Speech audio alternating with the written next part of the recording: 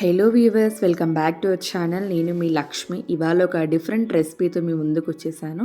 So video start చేసే ముందు కొత్తగా మన ఛానల్ని ఎవరైనా చూస్తున్నట్లయితే వెంటనే మన ఛానల్ని సబ్స్క్రైబ్ చేసుకొని పక్కనే ఉన్న బెల్ ఐకాన్ యాక్టివేట్ చేసుకున్నట్లయితే మనం పోస్ట్ చేసిన వీడియోస్ ఫస్ట్ నోటిఫికేషన్ మీకే వస్తుంది. రెగ్యులర్గా మార్నింగ్ బ్రేక్ఫాస్ట్ కింద ఇంట్లో ఇడ్లీ అయితే ప్రిపేర్ చేస్తూ ఉంటాం కదా. సో మన వర్క్ వల్ల కావచ్చు, లేదా పిల్లలు చూసుకునే హడావిల్లో కావచ్చు, తినడం కొంచెం లేట్ అయినా ఇడ్లీ చల్లగా అయిపోతుంది.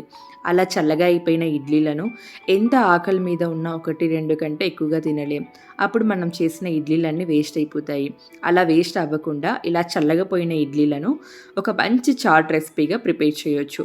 సో అది చేయాలంటే ముందు వీడియో స్టార్ట్ చేయాలి. ఇక్కడ నేనైతే ఒక 4 ఇడ్లీలు తీసుకున్నానండి. వీటిని ఒక ఇడ్లీ ఒక 4 పీసెస్ లాగా కట్ చేసుకోవాలి. నెక్స్ట్ ఒక ప్యాన్ పెట్టుకొని అందులో ఒక 1 టేబుల్ స్పూన్ ఆయిల్ యాడ్ చేయండి. ఆయిల్ బదులు మీరు కావాలంటే బటర్ అయినా యూజ్ చేయొచ్చు. జస్ట్ ఈ రెసిపీకి ఒక 1 టేబుల్ స్పూన్ ఆయిల్ అయితే సరిపోతుంది. అలాగే కట్ చేసి పెట్టుకున్న మీడియం సైజ్ ఆనియన్ని యాడ్ చేయండి. ఆనియన్ మరీ గోల్డెన్ బ్రౌన్ కలర్ వచ్చేంత వరకు అవసరం లేదండి. జస్ట్ కొద్దిగా మగ్గితే సరిపోతుంది. చాట్కి ఎప్పుడైనా ఆనియన్ డీప్ ఫ్రై అవ్వాల్సిన అవసరం లేదు. కొద్దిగా మగ్గితే క్రంచీగా తినేటప్పుడు చాలా టేస్టీగా ఉంటుంది. సో ఆనియన్ కొద్దిగా బాగా మగ్గిన తర్వాత ఇందులో ఒక 1 టేబుల్ స్పూన్ రెడ్ చిల్లీ సాస్ని యాడ్ చేస్తున్నాను. మీ దగ్గర సాస్ లేకపోతే రెడ్ చిల్లీ పౌడర్ అయినా యాడ్ చేయొచ్చు. స్పైసీ ఎక్కువగా ఇష్టపడే వాళ్ళు ఇంకొక 1/2 టేబుల్ స్పూన్ యాడ్ చేసుకోండి. అలాగే తురిమి పెట్టుకున్న క్యారెట్, కట్ చేసి పెట్టుకున్న పుదీనాని యాడ్ చేసుకొని క్యారెట్ కొద్దిగా మగ్గేంత వరకు ఫ్రై చేసుకోండి. ఇక్కడ నేను యాడ్ చేసిన రెడ్ చిల్లీ సాస్లోనే కొద్దిగా సాల్ట్ ఉంటుందండి. సో అందుకోసం నేను ఇక్కడ సాల్ట్ అనేది యాడ్ చేయట్లేదు. మీరు ఇన్ కేస్ కారం పొడి యాడ్ చేసినట్లయితే లైట్గా సాల్ట్ని కూడా యాడ్ చేసుకోండి.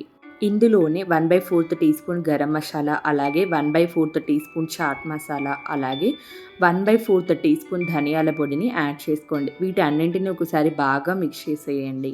బాగా మిక్స్ చేసిన తర్వాత కట్ చేసి పెట్టుకున్న ఇడ్లీని యాడ్ చేసుకొని జాగ్రత్తగా మిక్స్ చేసుకోండి.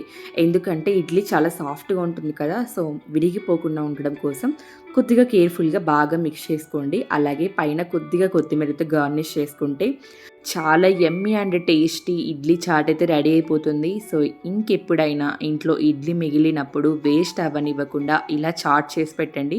పిల్లలకైతే కొద్దిగా టమాటా కెచప్తో సర్వ్ చేయండి.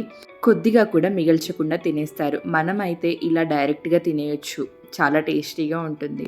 ఇక్కడ నేనైతే కొద్దిగా తురిమి పెట్టుకున్న క్యారెట్, అలాగే కొద్దిగా కొత్తిమీరతో గార్నిష్ చేసుకుంటున్నాను. చాలా తక్కువ ఇంగ్రీడియంట్స్తో చాలా టేస్టీగా ప్రిపేర్ చేసుకున్న ఈ ఇడ్లీ చాట్ మీకు నచ్చిందా? అయితే తప్పకుండా ట్రై చేయండి. మీకు ఎలా వచ్చిందో కామెంట్ సెక్షన్లో కామెంట్ చేయడం మాత్రం మర్చిపోవద్దు. మీకు ఈ వీడియో నచ్చినట్లయితే లైక్ చేయండి, షేర్ చేయండి, subscribe our channel. Thank you for watching. Bye అండి.